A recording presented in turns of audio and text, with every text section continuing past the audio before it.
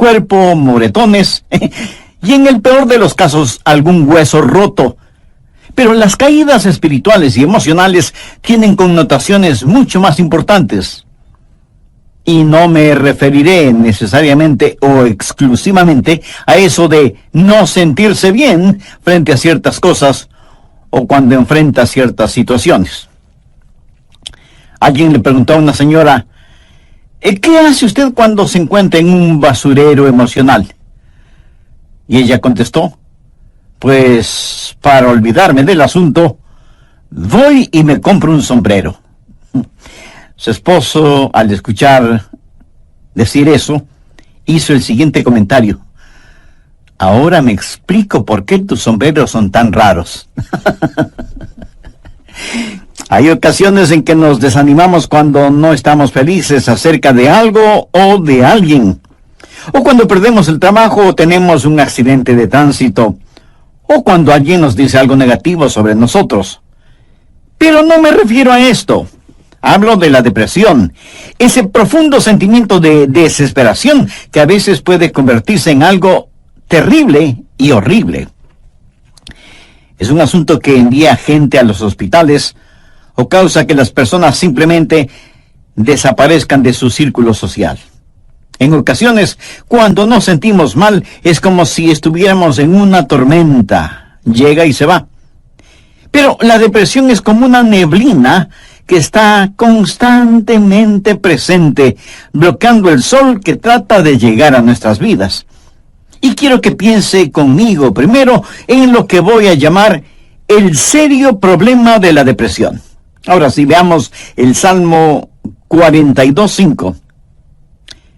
¿Por qué te abates, oh alma mía, y te turbas dentro de mí? El rey David escribió estas palabras. Y él estaba deprimido, y estaba hablando consigo mismo. Hago un breve paréntesis aquí para informarle que el Instituto Nacional de Salud Mental reportó que la depresión es, tristemente, un negocio de más de $1 billón anuales. O sea, lo que la gente gasta para ser tratada de depresión. Y en lo que yo investigué para preparar este mensaje, descubrí que hay millones de norteamericanos que sufren de depresión, y supongo que esa es una lamentable realidad en todos los países del mundo. ¿Sabe usted que es muy difícil animar a una persona que sufre de depresión? Tal pareciera que nada le hace sentir mejor. Por eso digo que la depresión es un problema serio, y quiero compartir con usted una lista que encontré que describe lo que es la depresión. Esta lista le revelará si usted o un miembro de su familia o algún amigo sufre los efectos de la depresión. La depresión es un sentimiento de pasividad y apatía, un continuo estado de tristeza, una actitud de que nada está bien, o peor aún, nada vale la pena. Es un constante estado de desesperanza, un sentimiento de que a nadie le importo, o nadie me entiende, nadie me acepta. Es vivir en un constante estado de preocupación y de ansiedad. Eso es depresión. ¿Quiere saber si usted está deprimido? Aquí está la lista para que se haga una honesta evaluación. Ha perdido toda iniciativa. Tal vez súbita o lentamente usted siente que quiere tirar la toalla. Siente repentinos deseos de llorar sin causa aparente. Se despierta de pronto por la noche y ya no puede volver a dormir. Se despierta por la mañana sintiéndose fatigado. Siente dolores no bien definidos en todo su cuerpo. Se encuentra a veces pensando en su propia muerte o con pensamientos suicidas. ¿Alguna vez suspira incesantemente o como si algo pesado le oprimiera el pecho?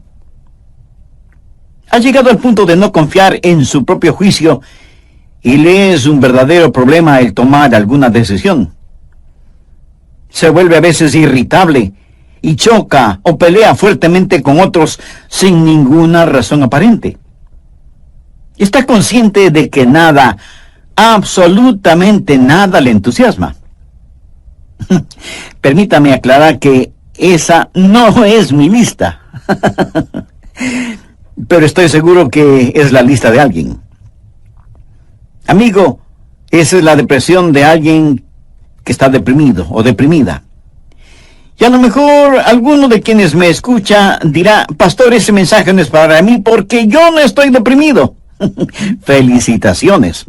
Pero sabe, alguien que usted conoce lo está.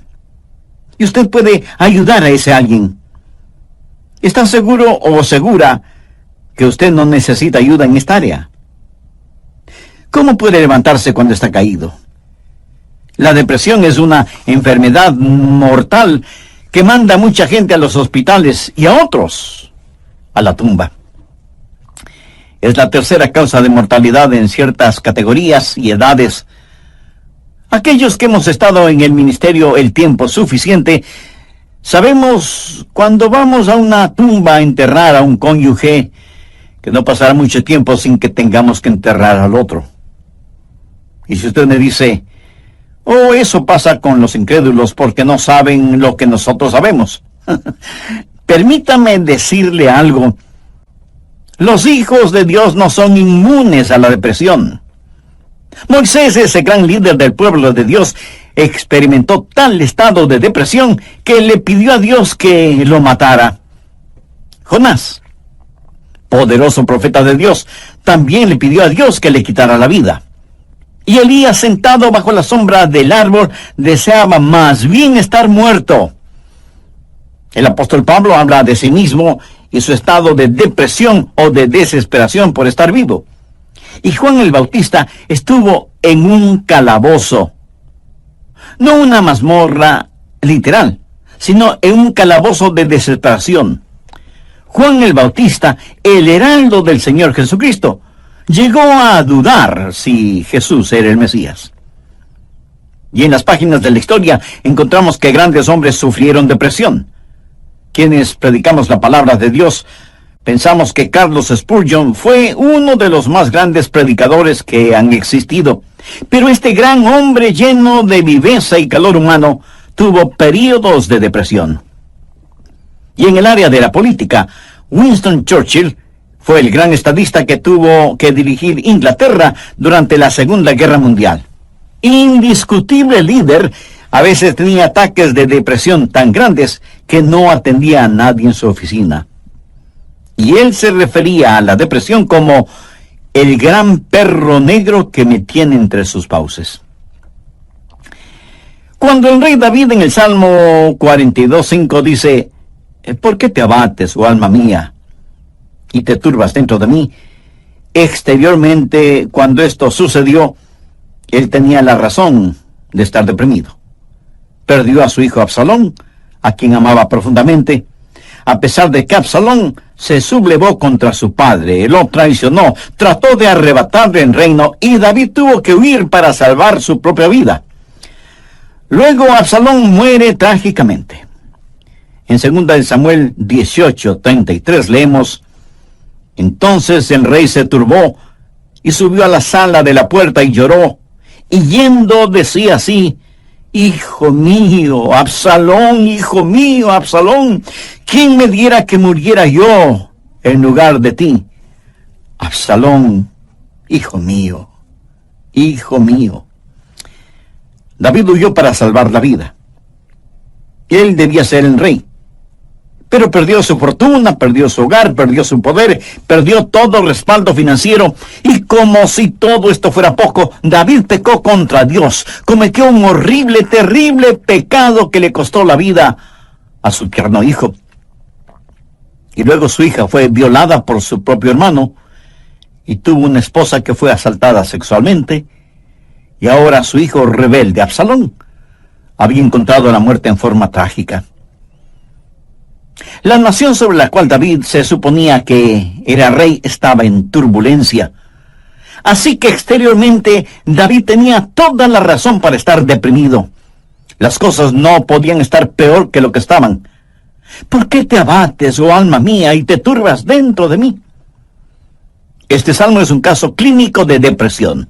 En primer lugar, David tuvo lo que yo llamo sequedad espiritual. Miremos, por favor, los primeros 2 versos de este Salmo 42. Como el ciervo brama por las corrientes de las aguas, así clama por ti, oh Dios, el alma mía. Mi alma tiene sed de Dios, del Dios vivo. ¿Cuándo vendré y me presentaré delante de Dios? David está sediento de Dios, pero siente como que si Dios estuviera lejano. David se siente como un ciervo rodeado por una jauría de perros de caza. Siente su sequedad espiritual, siente el temblar de su alma y piensa que a lo mejor Dios ya se olvidó de él. Mire lo que dice en el verso 9. Diré a Dios, roca mía, ¿por qué te has olvidado de mí? David está sediento de Dios, pero Dios parece que estuviera a años luz de distancia. ¿Dónde estás tú, Dios? ¿Por qué te has olvidado de mí? Sequedad espiritual. Dios no se había olvidado de él. Ese no es el punto. Y el rey continúa solamente en el verso 3 diciendo, fueron mis lágrimas mi pan de día y de noche. Y aquí me imagino a David llorando incontrolablemente, este poderoso hombre de Dios, ahora llorando como una criatura. Todos tenemos momentos de tristeza, pero no siempre de llanto incontrolable, aunque puede ser así. Eso es un signo de depresión. No es como una lluvia de verano que cae y desaparece rápidamente, sino que es más bien como una neblina continua durante el día nublado. David siente vergüenza y se siente derrotado. Mire lo que dice en el verso 3. Fueron mis lágrimas mi pan de día y de noche, mientras me dicen todos los días, ¿dónde está tu Dios? Él sabe que sus enemigos están burlándose de él y está avergonzado. Se siente como un indigno testigo de Dios, y por supuesto que lo fue. ¿Sabe? A veces, aun estando en evidente pecado, tratamos de testificar, pero no tenemos ni el poder ni el gozo para hacerlo, y no tenemos la victoria, y esto aumenta nuestra vergüenza. El sentido de culpa de David le hizo pensar que era una desgracia delante de Dios, y todo era peor por las recurrencias de sus memorias. Mire lo que dice en el verso 4. Me acuerdo de estas cosas y derramo mi alma dentro de mí, de cómo yo fui con la multitud y la conduje hasta la casa de Dios, entre voces de alegría y de alabanza del pueblo en fiesta. David recordaba mejores días. Miró retrospectivamente aquellos días cuando tuvo gozo y paz junto con la multitud, alabando a Dios en la casa de Dios. Y ahora todo eso no era más que un recuerdo. Ya no era nada real para él, y hacía que todo su dolor, toda su turbación fuera más vívida, y sentía que esos hermosos días que antaño experimentó, los había perdido para siempre. Y como si eso no fuera suficiente, él estaba abrumado por las circunstancias. Miremos lo que David dice en los versos 6 y 7. Dios mío, mi alma está abatida en mí. Me acordaré, por tanto, de ti desde la tierra del Jordán, y de los hermonitas desde el monte de Mizar. Un abismo llama a otro a la voz de tus cascadas. Todas las ondas y tus olas han pasado sobre mí. El río Jordán es llamado el río de la muerte. La palabra Jordán literalmente significa descenso y juzgamiento. Comienza en el monte Hermón, que está casi a 3,000 metros sobre el nivel del mar, y desciende por un tortuoso camino hacia el Mar Muerto. El Mar Muerto está a casi 450 metros por debajo del nivel del mar. Y el río Jordán fluye hacia el Mar Muerto para no volver a aparecer. Así que, en la tipología bíblica, Jordán ha sido la representación de muerte y desesperación. Y David siente que está totalmente inundado por las circunstancias. Las aguas de Dios están sobre él. Está cubierto de problemas y no sabe hacia dónde dirigirse. Está absoluta y totalmente abrumado por las circunstancias. Y quiero decirle que estadísticamente, personas así son suicidas. Un jovencito de 16 años escribió la siguiente carta antes de suicidarse. Querido mundo, yo no quiero que me corten el pelo. Yo no quiero cuidar niños. Yo no quiero ir a ver a Gina mañana en el colegio. Yo no quiero hacer mis deberes de biología, de inglés, de historia, ni de ninguna otra materia. Yo ya no quiero estar triste o solo o deprimido. No deseo comer, ni beber, ni conversar, ni dormir, ni respirar. Sencillamente ya no quiero vivir. Papá, mamá, no es culpa de ustedes. Solo que no me siento libre, me siento enfermo, triste y solo, aunque esté rodeado de mis padres, hermanos, compañeros y amigos. Eso, mi amigo, es depresión y es muy, pero muy triste. La depresión es un serio problema. En segundo lugar, quiero que sepa y vea que hay una provisión espiritual para la depresión. Gracias a Dios, usted no tiene que estar deprimido.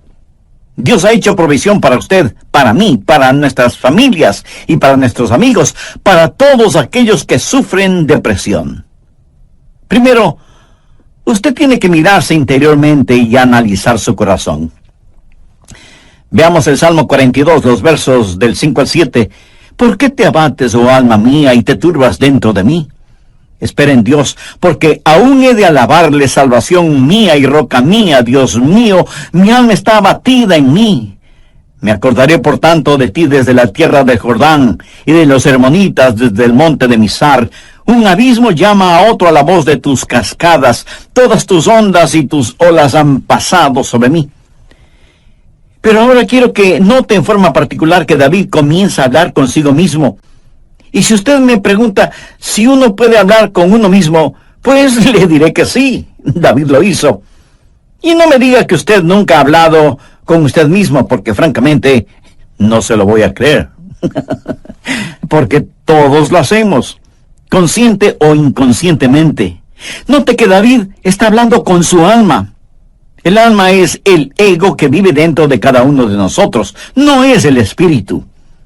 El espíritu es su naturaleza espiritual, su alma es su naturaleza emocional, su mente, sus emociones, su voluntad. Y David le habla a su alma. En el próximo programa terminaremos este estudio bíblico sobre la depresión. Y espero que esto no lo deprima ahora. Antes de finalizar y sabiendo que la depresión no hace acepción de personas y la sufren santos y pecadores, permítame preguntarle en forma personal, ¿ha depositado su fe en el Señor Jesucristo? ¿A quién recurre cuando está deprimido? Recuerde que la causa de la depresión puede ser externa, pero la solución es interna, íntima, personal. Si usted aún no tiene a Jesús en su corazón, puede hacerlo este mismo momento. Ore con sus propias palabras de la siguiente manera. Señor Jesús, sé que eres el Hijo de Dios, que fuiste a la cruz para pagar la culpa de mis pecados, y que Dios te resucitó de entre los muertos. Este mismo momento te acepto en mi corazón como mi Salvador y mi Señor, y te ruego que tomes el control total de mi vida. Gracias por perdonarme. Gracias por darme nueva vida. Y ayúdame a vivir de tal manera para que pueda traer honra y gloria a tu nombre. Hazme la clase de persona que tú quieres que sea. Lo pido en tu santo nombre. De tránsito, o cuando alguien dice algo negativo sobre nosotros. Pero no me refiero a esto. Hablo de la depresión. Ese profundo sentimiento de desesperación que a veces puede convertirse en algo terrible y horrible.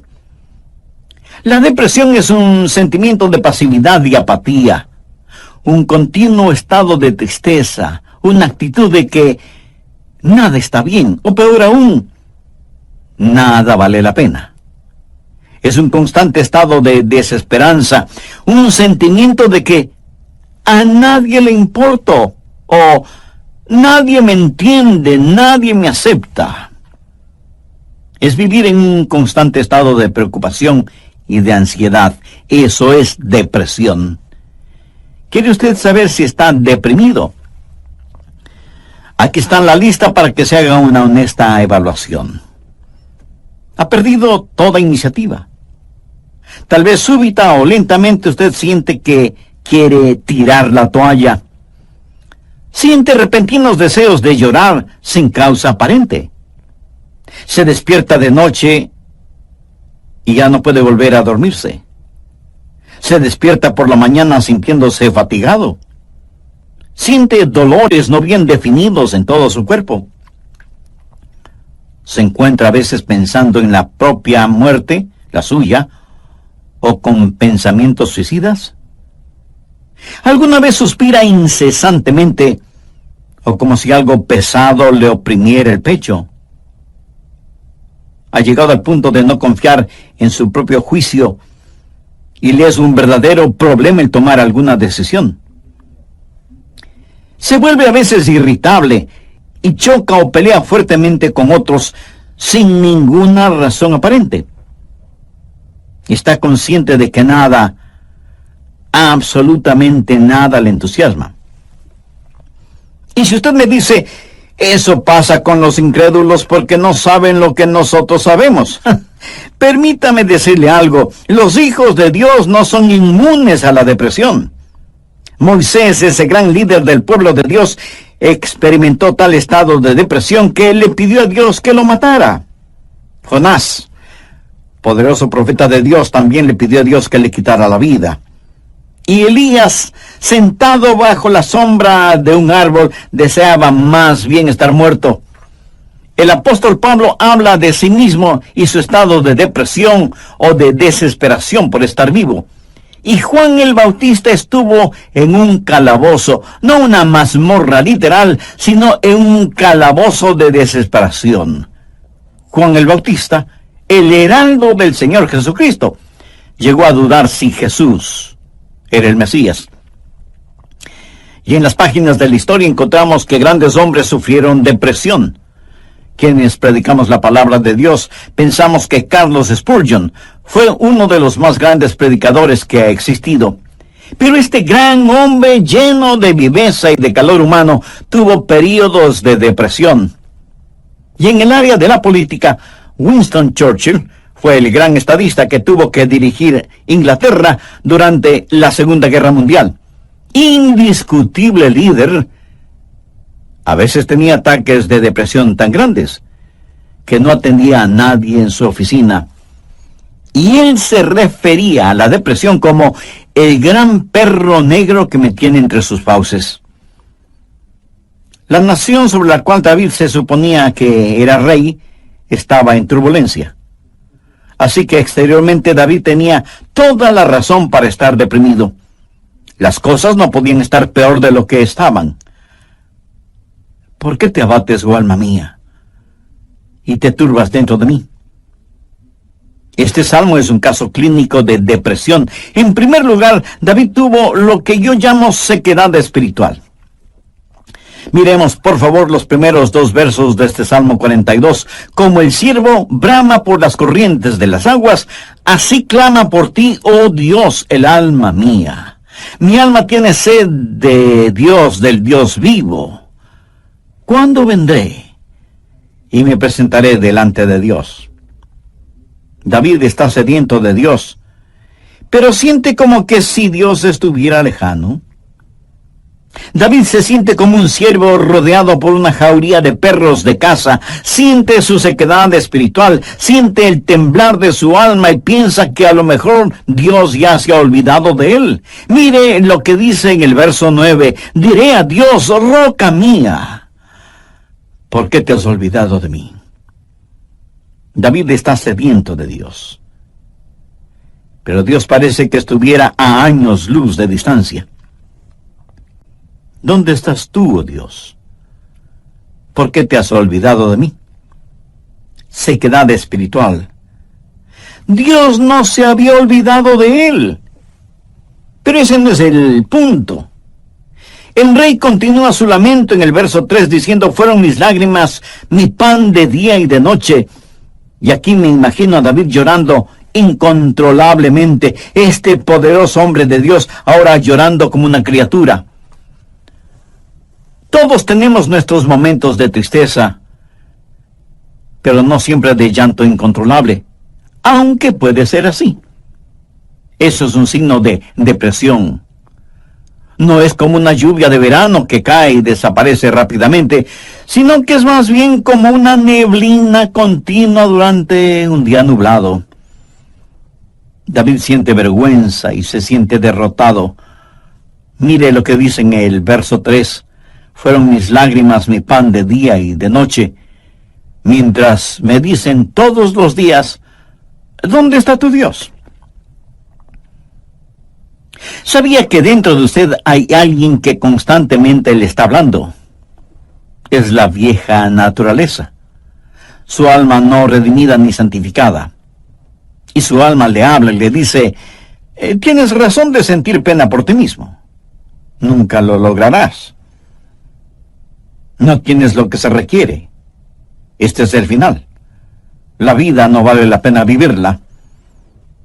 Y David responde a su alma y le dice, ¿por qué te abates, oh alma mía? Y este es el momento en que usted toma control, sostiene firmemente a su alma frente a usted, le mira directamente a los ojos y le habla. Eso es lo que David hizo cuando le dijo, alma, ¿por qué te sientes así? Usted tiene que mirarse íntimamente, interiormente, y analizar su corazón. ¿Por qué está deprimido? Yo no estoy diciendo que no tiene razón para estar deprimido. Tal vez alguna persona amada ha fallecido, su cónyuge, un hijo o una hija, un entrañable amigo. Si eso es verdad, entréguele su dolor a Dios, comparta su pena con quienes le aman, y tenga en cuenta que a pesar de cómo se sienta, la vida no ha terminado para usted. Tal vez tiene el corazón destrozado. Alguien a quien amaba profundamente le ha engañado. Tal vez un esposo ha abandonado a su esposa por otra mujer, o a lo mejor una esposa ha dejado a su esposo por otro hombre. Tal vez esté enfrentando el dolor de un noviazgo roto súbita y amargamente. O pudiera ser que los padres no hacen sentir bienvenidos a sus hijos que se fueron del hogar como las ovejas negras de la familia. Si usted está viviendo estas u otras amargas experiencias, escúcheme. Rehúse el estar rumiando estas cosas una y otra vez. Eso no es bueno. Analice las cosas. Si alguien le ha destrozado el corazón, vea qué es lo que ha aprendido de esa experiencia y comience a buscar y tener nuevas amistades. Tal vez usted ha pecado y está siendo perseguido constantemente por el fantasma de su culpa.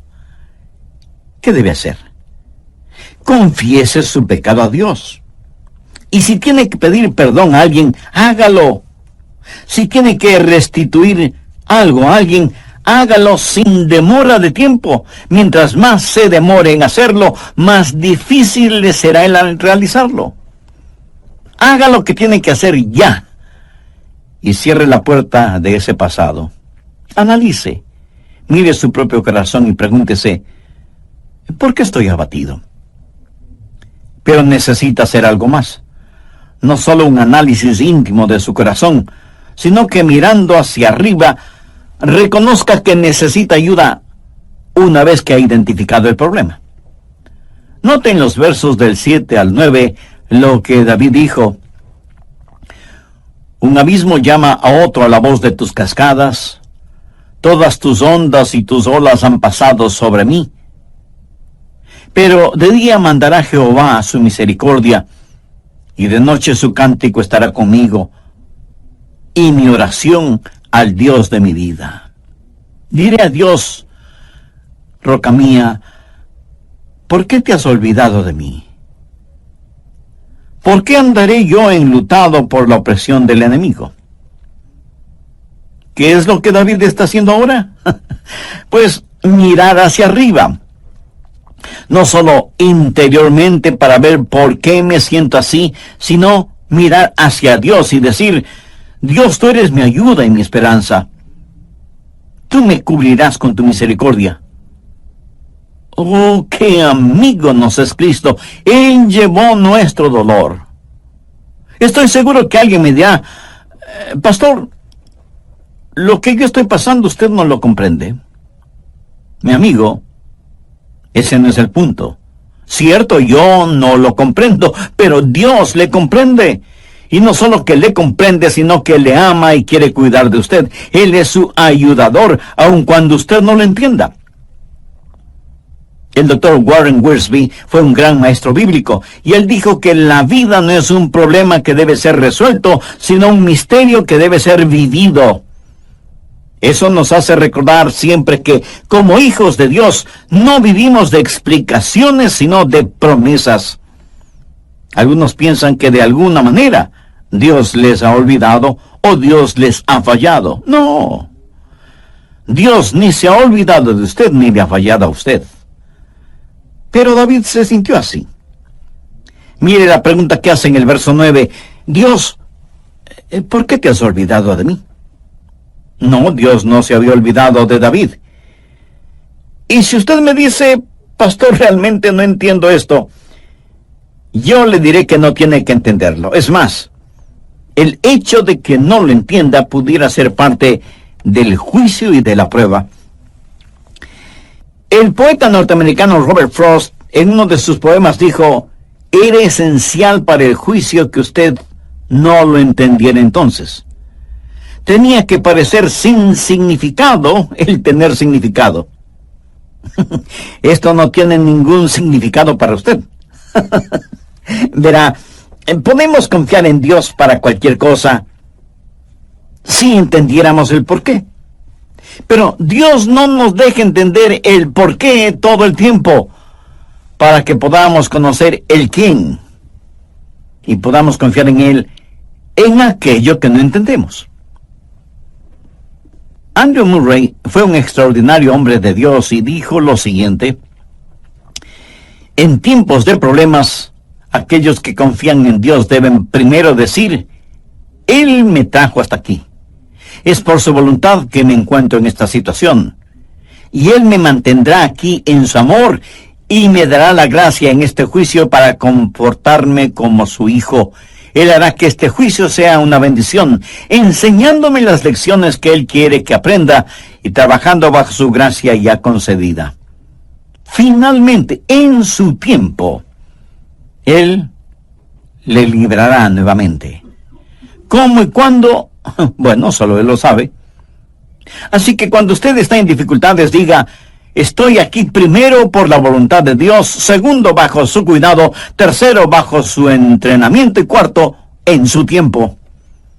Alguien dijo: Dios es demasiado bueno para no ser bondadoso, demasiado sabio como para cometer errores. Y cuando no podamos ver su mano, podemos confiar en su corazón. Mírese interiormente y analice su corazón. Salmo 42:11. ¿Por qué te abates, oh alma mía? ¿Y por qué te turbas dentro de mí? Espera en Dios, porque aún he de alabarle. Y Dios quiere que le diga a alguien que me esté escuchando este momento, sin que importe cuán difíciles sean las circunstancias, que Dios está con usted. No pierda la esperanza. Dios tiene un futuro lleno de esperanza para usted.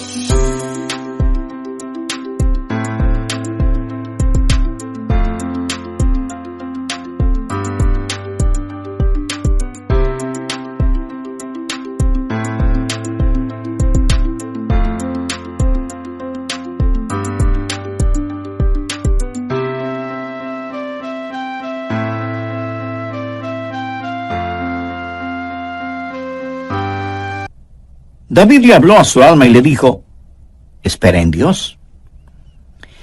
Ahora, esperar no significa un deseo vano, significa una seguridad definitiva basada en la anticipación.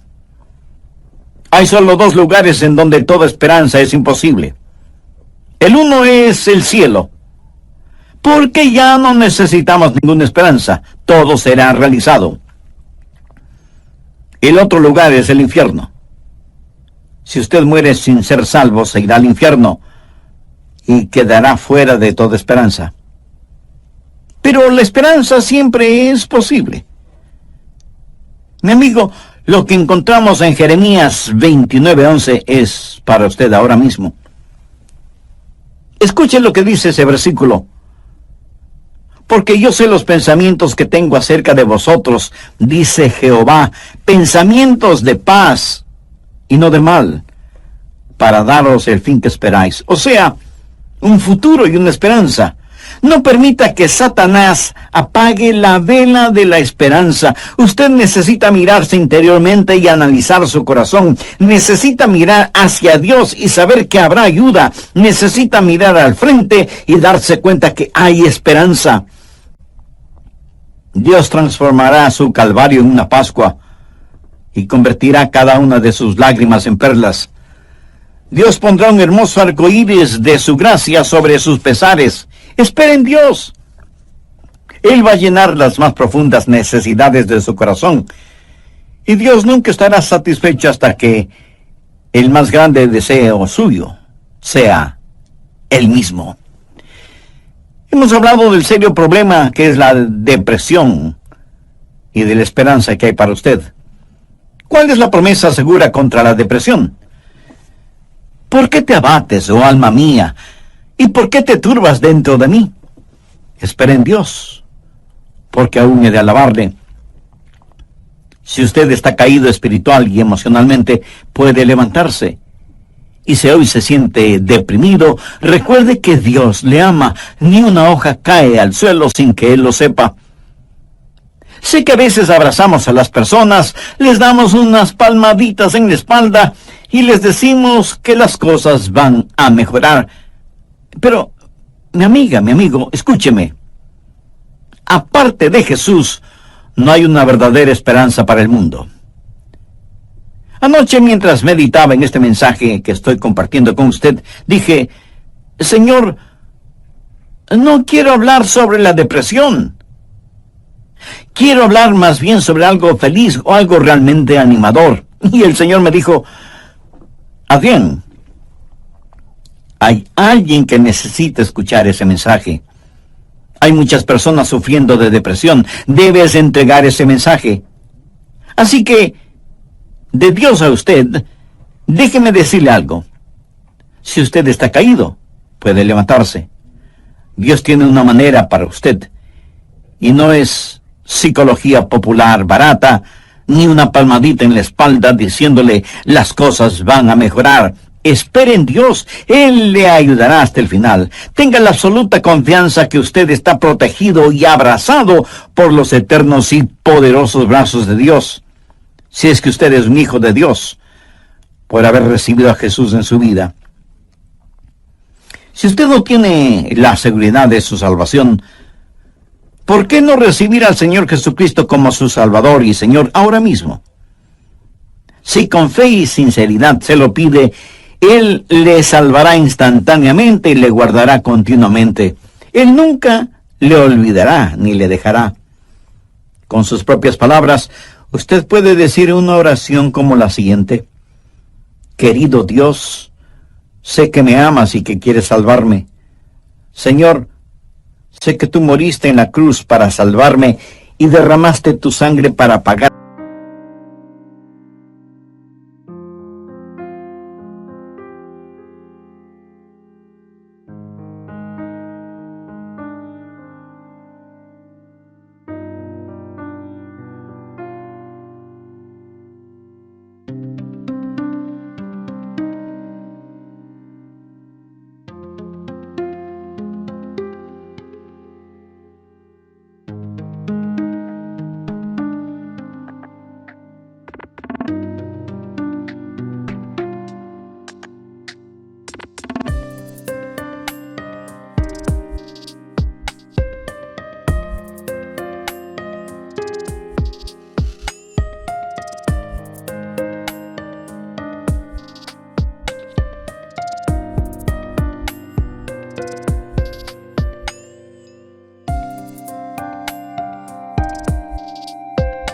la culpa de mi pecado. Gracias por amarme de esa manera. Este mismo momento deposito toda mi fe y confianza en ti y te recibo en mi corazón y en mi vida como mi Salvador y mi Señor. Perdona mis pecados. Límpiame. Ayúdame a vivir para ti, porque tú moriste por mí. Lo pido con gratitud en tu santo nombre. Amén.